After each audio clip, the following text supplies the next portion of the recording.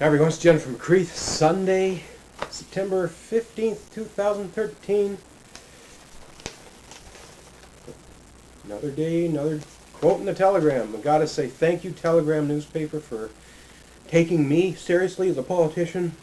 Seem to be the only media outlet out there that's actually paying attention to the things I have to say and the ideas I have for our city. Wonderful article. This is actually the quote weekend paper. Rules need revision. Most candidates agree heritage regulations and height restrictions need update. I guess my big issue with this is that whatever the rules are, they seem to be broken at random without any explanation being given.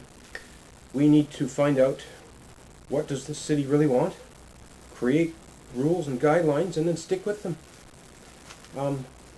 It's ridiculous when people are sending in proposals to break the rules and the city can't come back and say, sorry, we have rules.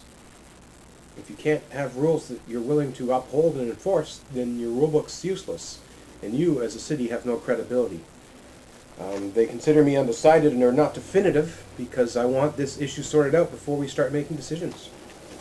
I'll read you what they have to say.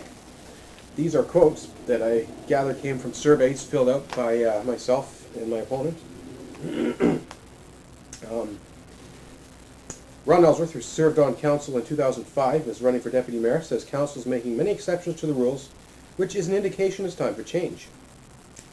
Quote, in many cases, I think the exceptions are reasonable.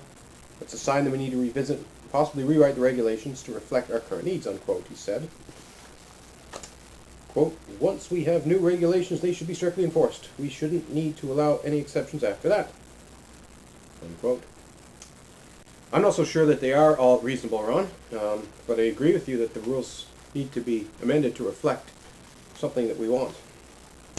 His competition for deputy mayor seat, Jennifer McCreath, said council isn't following its own rules and is doing a poor job of explaining why.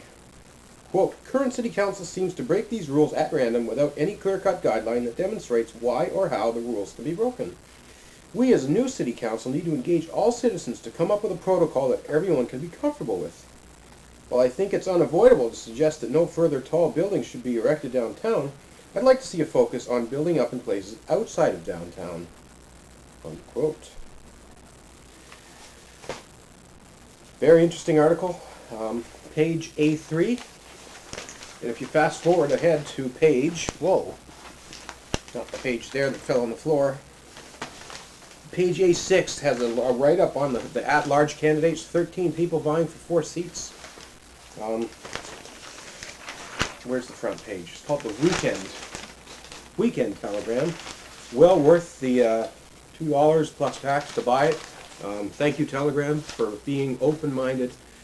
They've quoted almost everyone, perhaps everyone, that's running, putting their name on the ballot, no matter what seat, no matter who they are. And that's what media is supposed to do, is get the stories out there and the positions of all candidates, and not just focus on the ones they like or their favorites. Anyway, I'm Jennifer McCreath, having a great time. It's been an exhaustive, emotional experience putting my name on the ballot and campaigning, but it's been a lot of fun.